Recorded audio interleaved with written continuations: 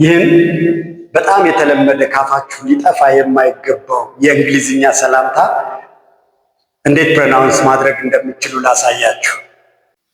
ሃው ኢዝ ኢት ጎይንግ።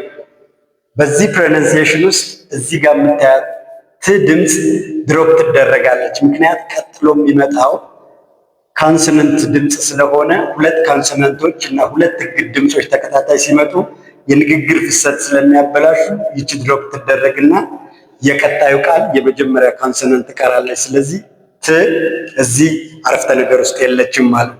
ሃው ኢዝ ኢት ጎይንግ። ስለዚህ this one is a velar stop. So sound here is going, we can say.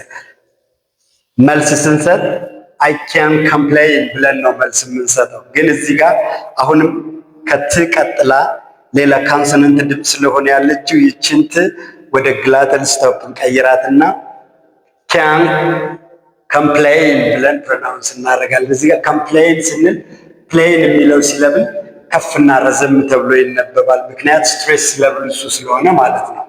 complain so can complain እንላለን። ስለዚህ ይህን ሰላምታ ባጭሩ በእንግሊዝኛ ፕሮናውንስ እናደርግ how's it going ብለን ነው ሰላምታ ስንሰጥ የምንጠቀመው።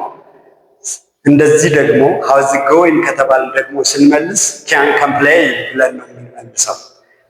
እንግሊዝኛን እንደዚህ ደረጃውን በጠበቀ መንገድ የቃላቱን ድምፆች እያወቃችሁ ለይታችኋቸው በትክክል መናገር ከፈለጋችሁ የኔን ስልጠና መቀላቀል ትችላላችሁ። ይህን ቪዲዮ ከወደዳችሁት ላይክ አድርጉት። ለሌሎች እንዲደርስ ሼር ማድረግ አትርሱ።